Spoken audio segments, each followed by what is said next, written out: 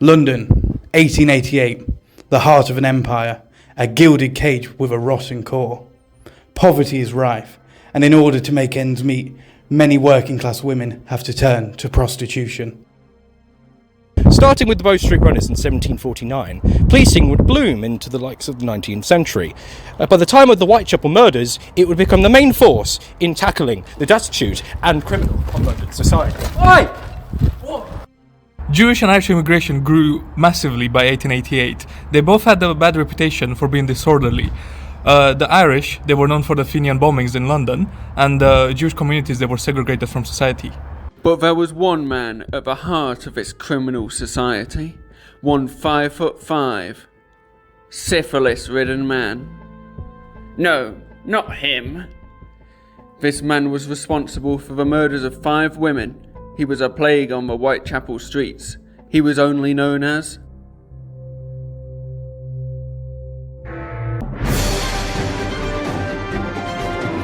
Good afternoon, ladies and gentlemen and esteemed historians. This is GC News, and today we have an outrage on Victorian London.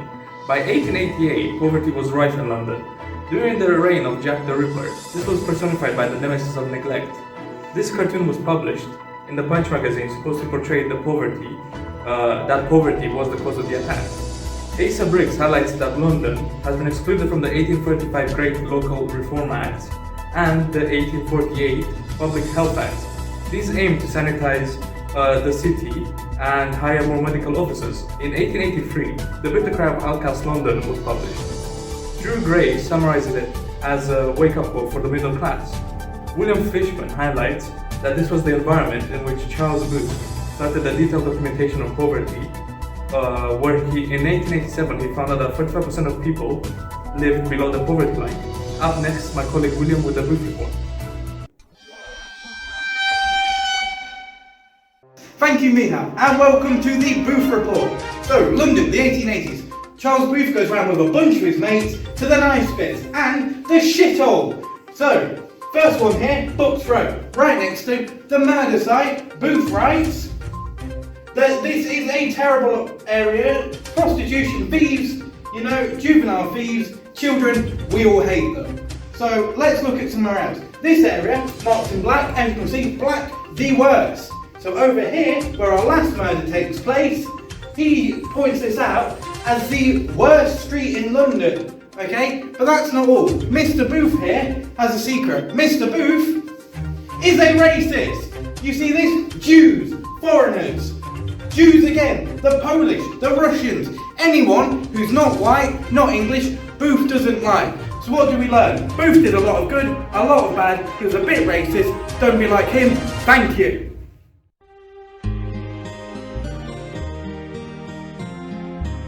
Jewish immigration into the East End of London was common in the 19th century. However, people did not trust the Jews. One cause of this was Israel Lipsky. Lipsky was convicted of murdering a pregnant woman and was sentenced to execution by hanging in 1887. This led to the surname Lipsky being used as a racial slur. This slur would appear in the Ripper case as a witness had shouted the Golston Graffito was a case in which the distrust of the Jewish population was personified. This occurred when a piece of graffiti saying, "The Jews are the men but will not be blamed for nothing," was found near a clove to the Whitechapel murders. This graffiti could show how Londoners did not like the Jewish population. The Alien Act of 1905 could be considered to be the culmination of the hatred of immigration in the East End London. This was passed in order to control the amount of Jews that could enter London, as many of London's inhabitants were displeased with the increase of Jewish immigration in the East End of London.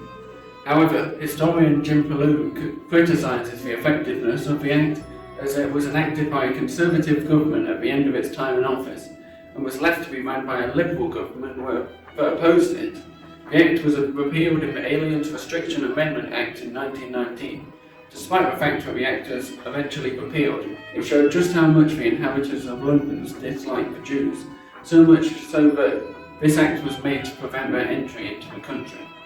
The impact that this leaves on the Ripper case would be that many people did not trust the Jews, so much so that they wanted them out of the country, and it would not be a stretch to say that people believed Jack the Ripper was a Jew just because of these prejudices.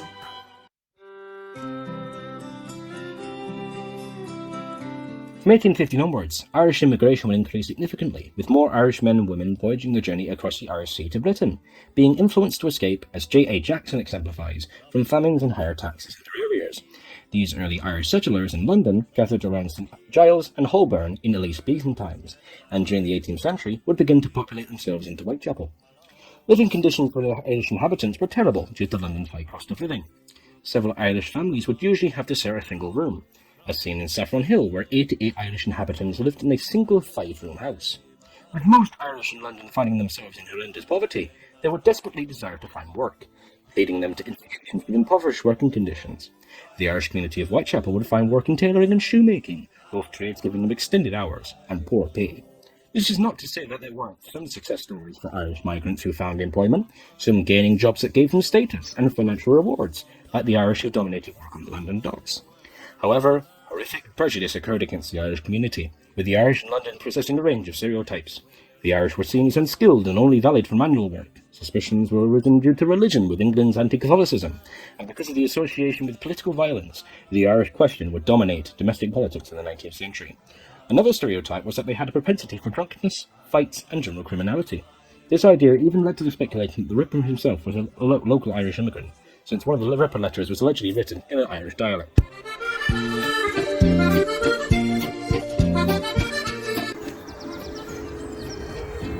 The Jews and the Irish were not the only ones to feel the sting of London xenophobia. Constance Bantmont has done a deep analysis of why the French that was such xenophobia when they emigrated into London at the end of the 19th century. She put it down to the fact that so many anarchists, socialists and communists came with them. And the main expulsion of these people came in 1892 when the French dumped so many in that London simply could not handle them. The stereotype at the time was the anarchists were a brutal, Molotov-throwing class, yet many just wanted mutualism, the helping of each other, socialism, the supporting of each other, and communism, a leveling of society. These men were not Molotov. Monsieur, could I have your leg? I do not smoke. Meet me by the bins later, comrade. Merci. Oui. But this is not the only example of the press being mean towards us Frenchmen. In the Pall Mall Gazette, at the start of December, just in the aftermath of the double event, Mr. Robert Tonton Stephenson wrote on anonymity that he had proof that the man was a Frenchman. He cited the fact that in the Goulston graffiti that he spelt, pardon my English, he spelled Jews wrong. He spelled it in a way that was reminiscent of the French Juifs, the translation of Jews. And he went on to add, and I quote, that in France, the murdering of prostitutes has long been practiced and has been considered to be a particularly French crime. Alas, despite a disavowalment from a fellow Frenchman, it was to no avail, and the stereotype of the brutal Frenchman persisted there. Because if there is one thing we know, stereotyping the French is rarely ever true.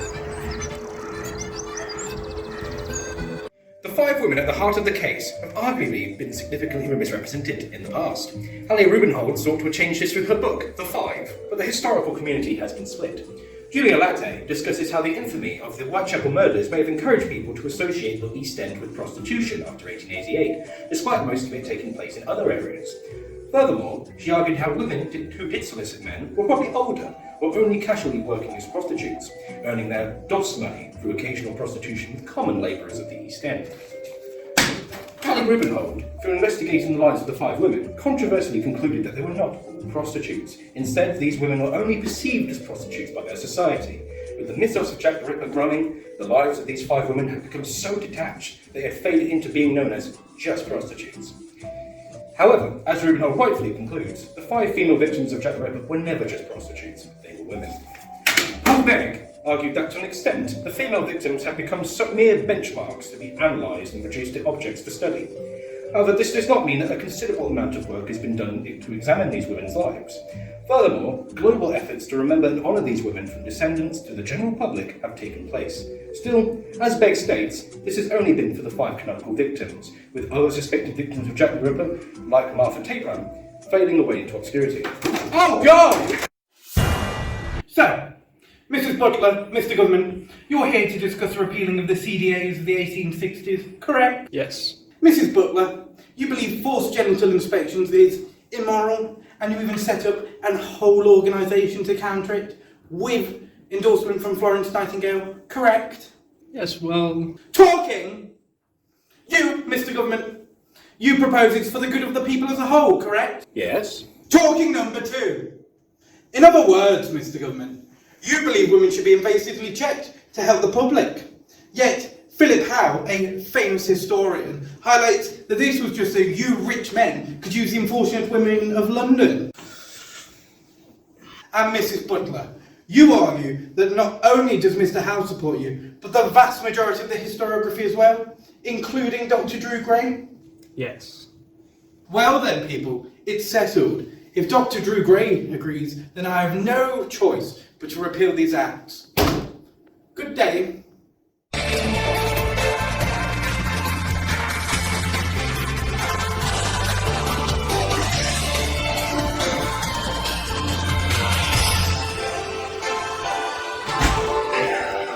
Good morning, gentlemen. Today I'm a Victorian woman called Linda Smith, and I will be talking about what jobs women should be able to do during our times. So first, I'm gonna start with industrial work. So like working in the factories, textiles, anything like that. However, the context is that work will be dreadfully long, there'll be low pay, and they may even get exploited.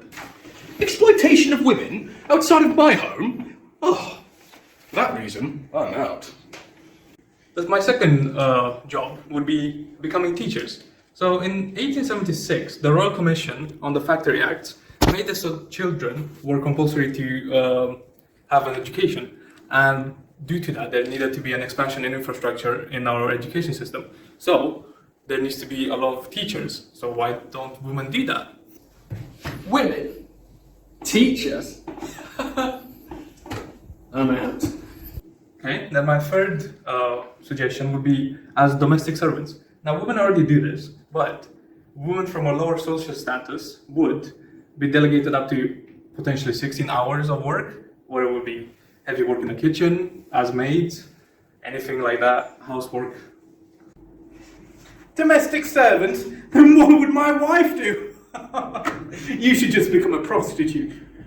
I'm out. Okay, so I see that none of you liked it. Well, I'm gonna quote the famous historian William Fishman, saying that prostitution offered one way out. And to be honest with you, that's the way that I'm gonna take today. And thank you very much for your help. Prostitution. I like it. Very good. Hi, I'm William T. Stead, and I would consider myself to be an important man to mention when discussing my case and its involvement with prostitution. During my investigation, I went to some very strange places,